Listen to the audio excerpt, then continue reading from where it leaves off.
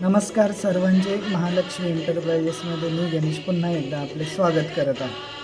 सर्व शेतकऱ्यांसाठी अत्यंत महत्त्वाची मोठी बातमी आहे. महा-डी-बी-टी अंतर्गत बियाणे अनुदान योजनेकरिता अर्ज सुरू झालेले आहे.